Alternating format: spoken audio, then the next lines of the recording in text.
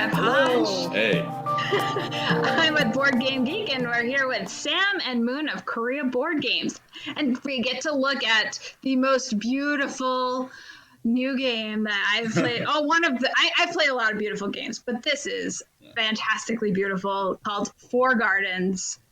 So please tell us all about it. I'll be, by the way, I'm Moon from Korea Board Games.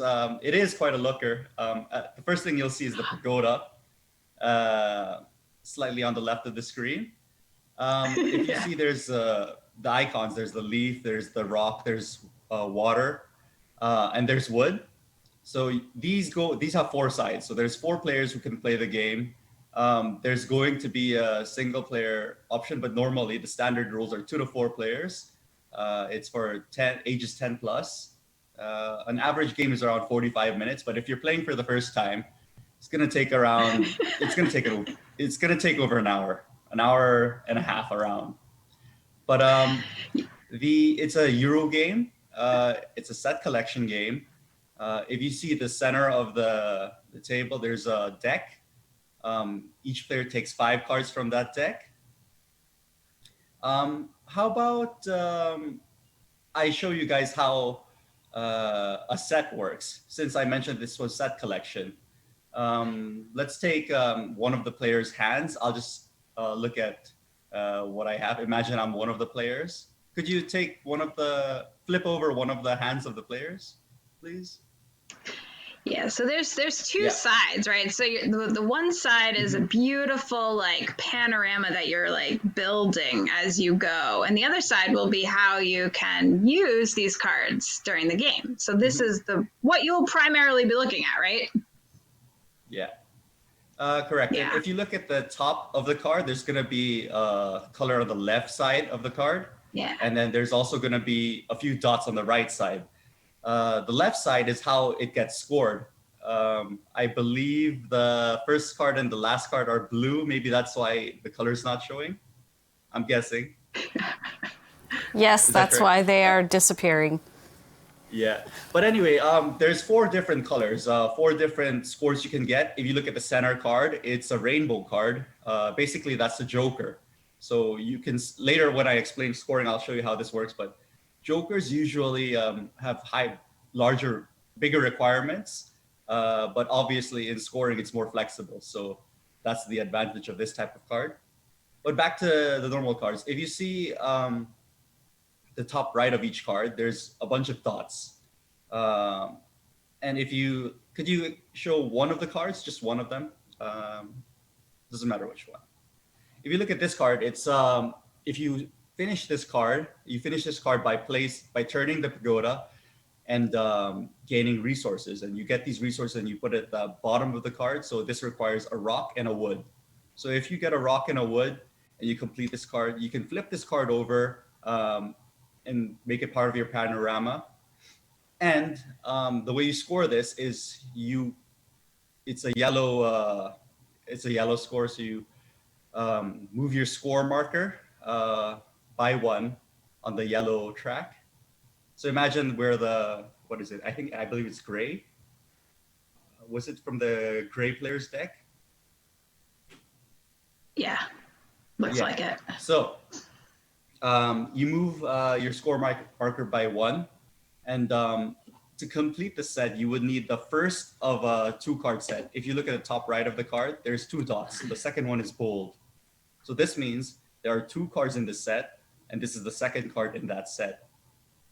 Now, there are several similar cards, not exactly the same, but imagine there's 2 cards with the same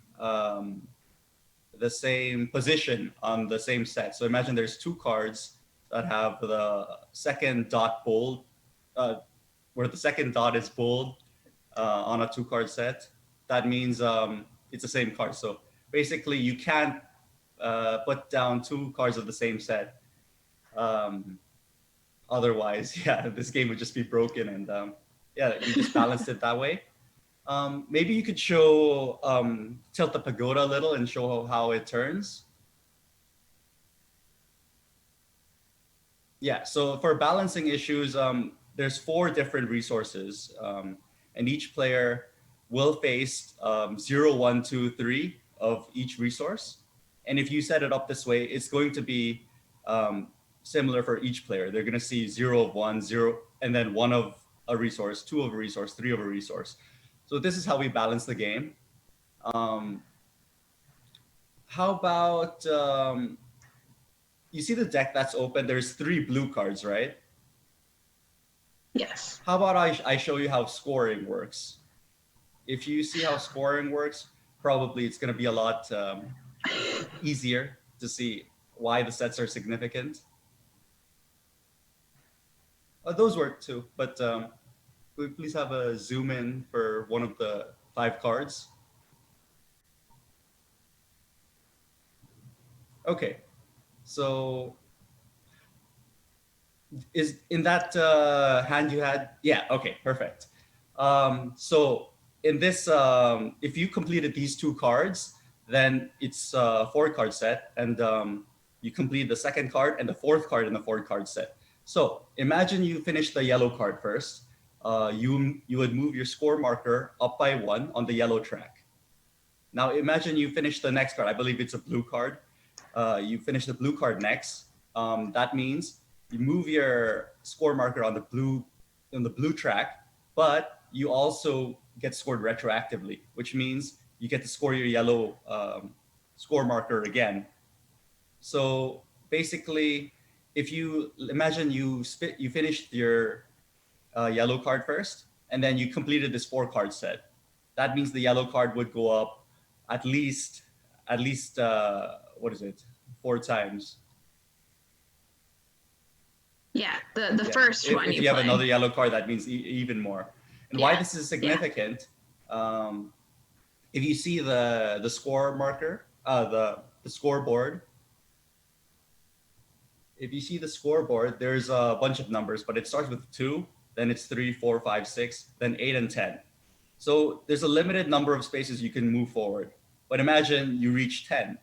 If you reach 10, you can't move forward anymore. But one of the things you can do, and this is where the game gets really aggressive, every time you score, you get to push everyone back 1 cell. Everyone, like every single, all the other players, you get to push them back 1 cell. So they kind of have a little bit of a leeway. They get pushed back, let's say, from score 3 to 2.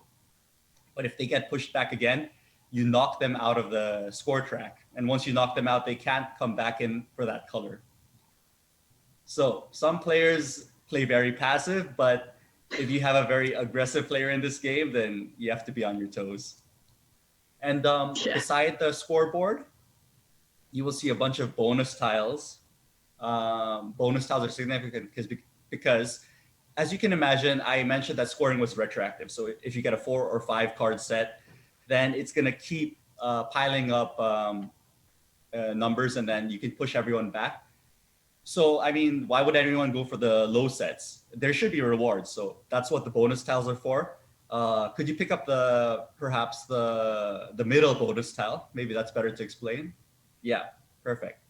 So this is a take a wild bonus card. Basically, it injects resources into any card that you want. I forgot to clarify, but if you look at the screen, there's 4 storage tiles.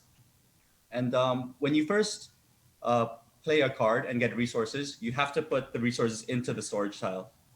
And then you have to use the card again. Each card will have a cart action on the top. And you use this action to pretty much move the resources onto the cards that you laid down in front of you. So basically, it's if you look at each card, there's hey, maybe you could focus on a card. Other side. The other side. This is the landscape side. This is the groundwork side. If you look at how each card is made up, on the top, there's going to be what score this is. There's also what set this is. And right below that, there's a cart. I mentioned a while ago that with the cart, you can transfer resources. So this is where you transfer resources from your storage to your card or between cards. to get resources. I mean, there's other actions, but the main actions for most cart is right beside the cart. There's the pagoda, and if you see the pagoda, the third level is boldened. The third level is black. This means you turn the third level. If you turn the third level, you can turn it left or right. You will see the level up. It's supposed to turn together, by the way. If you turn the third level, the fourth level will turn with it. Yeah. Yeah, correct. If you put it vertically, it'll do it automatically. But yeah, that's how it works. And you'll see an arrow, and the arrow indicates how you get the resources. So imagine it says top down. So you basically turn the third level of the tower, and then you collect top down. And this is significant because obviously your storage space is limited. So you have to manage which resources you take in, which cards you place down in front of you. And even if you complete the set, if you don't have the highest score, you still lose. So just because you completed the set doesn't mean you win.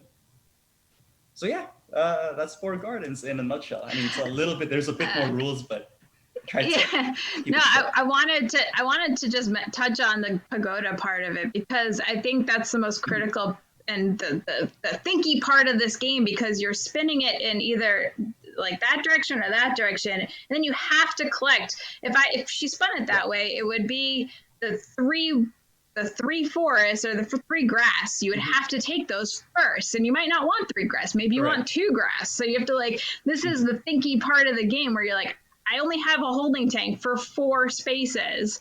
And so you really need to manage what you want and which way to spin the pagoda and which card to play, so you know which part of the pagoda to spin. And there's so many choices in your 5 cards.